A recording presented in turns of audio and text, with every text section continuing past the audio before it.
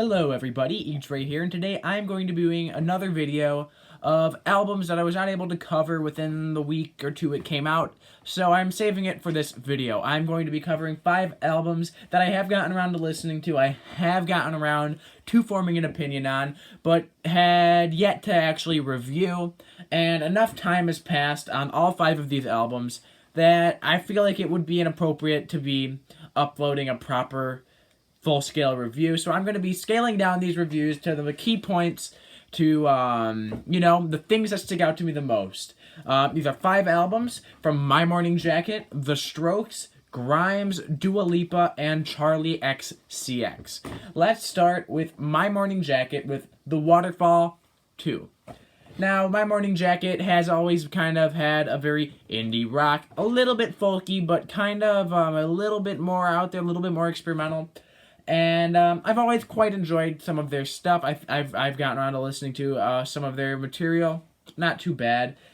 This album does kind of bring a little bit of more psychedelic vibes, some more psychedelic soundscapes to their sound, to their more indie rock sound, that is. And I actually will say that I think that overall the musicianship on this album is very talented. I could definitely tell that all the guys here are pretty talented musicians. However, how do I overall feel about the overall project? A 6 out of 10 is what I gave it. I feel that it is good. I feel like it is some great musicianship, some overall solid tracks, but it's just, it doesn't come across as some of their best or some of the best music I've heard this year. I do think it's above average, but I just don't really see it going at much further. That's why My Morning Jacket, The Waterfall 2, 6 out of 10. The next album I will be covering is The Strokes, The New Abnormal. And this is probably one of the most praised albums this year, and I could definitely see why. I mean, The Strokes are a very well-respected band, and this album fits nicely in their discography. Once again, another kind of indie rock, but a bit more garage sounds in there. That's obviously their usual sound, but they do bring a bit more electronic, a bit more new wave sounds into this album, which I actually greatly appreciate. I do really enjoy the more diversity here. I do enjoy some of the songs that are kind of more, like, centered on the synthesizers and the electronic elements instead of just the traditional, guitar, bass, drums that you see in a lot of this style of music. I do get some Killers vibes on some of these tracks, I gotta admit.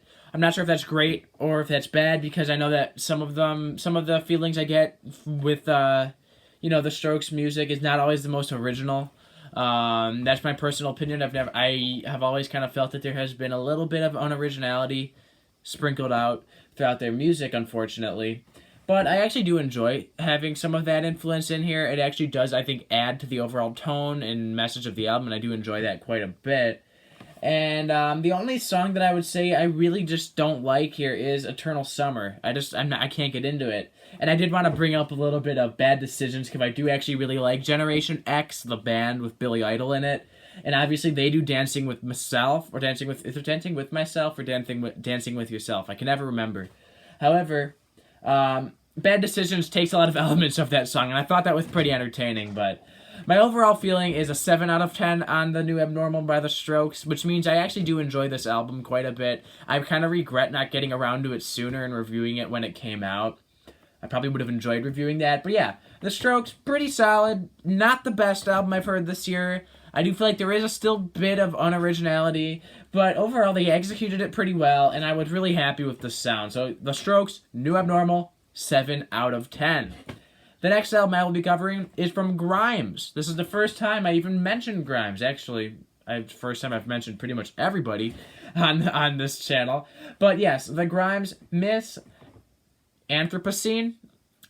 Yeah, I'm bad at pronouncing words that look big. So, yeah, I'm not going to go too deep into that. But you guys know what I'm talking about. The new Grimes album. I really like it. I was not expecting much out of it. Grimes is an artist that I've been aware of, but I admittedly have kind of pushed aside. I haven't really gone out of my way to really dive deep into her discography, and I regret that, honestly, because I really did enjoy this album, and this could, if the album grows on me, this could be one of my favorites this year. The Atmosphere. extremely great, extremely well executed. Really big sounding, just really vast, very open. You know, it's hard to tell if it feels like it's music that's echoing in your mind or music that's playing in outer space. I know there's no sound in outer space, but you know what I mean. It's very art poppy. Very artsy. It's very artsy and very dark at the same time. I've heard a lot of atmospheric music, especially some of the ambient music that I've heard from Nicholas Jar and Nine Inch Nails this year, but those are not as dark as this. Those are kind of eerie, but this one is genuinely dark. It's very synthy, very synthetic, very industrial as well. Kind of like these guys. Depeche. But, really good, unique spin. Whoa, I don't know why I said that. A really good, unique spin is what I meant to say. Yeah, great production, great atmosphere, great art pop, and there's actually just good, lyrically it's pretty solid as well. Any flaws with this album?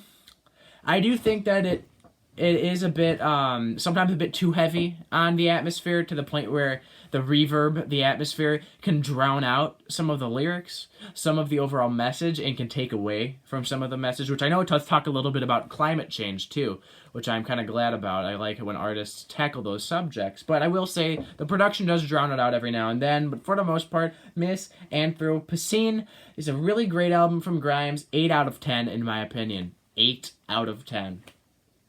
Pretty good. The next album I will be covering is Dua Lipa's Future Nostalgia. I gotta say, I actually went around and listened to this not long after it came out, but I kind of got distracted by a bunch of other albums coming out at the time. And I gotta say, this is a solid pop album. Good vocals. I mean, she's a pretty solid pop vocalist.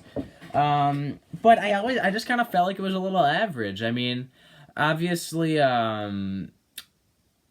I'm blanking on the title. I did a whole 180. That one, I do like that song. There's definitely quite a few songs on here that I enjoy. But overall, I just kind of felt like the album was a bit... I mean, unfinished ain't the word. I just feel like overall it wasn't the greatest album I heard. Unfortunately, I'm giving Dua Lipa's Future Nostalgia a 5 out of 10. Disappointing, because I know a lot of people do like this album a lot, and it's not that I don't like the album. I actually think that it is a average album. It's not that I don't like it. It's just I feel like she kind of just played to what she knew she could do and what would please people in a way. And unfortunately, that's why I'm giving this album a 5 out of 10. Now, that's not negative, but it's not great, okay? So I do want to just make that clear. And the last album I will be covering in this video is Charli XCX with How I'm Feeling Now. And, this is once again, like Dua Lipa, another album I've seen get a lot of praise, but unfortunately, I don't see it all that much. I do enjoy it. I do enjoy the ambition in this album. However, compared to, say, last year's album that Charli XCX put out, which was actually a pretty solid album. I mean, Fantano said it was the album of the year, and if he says it, it must be true.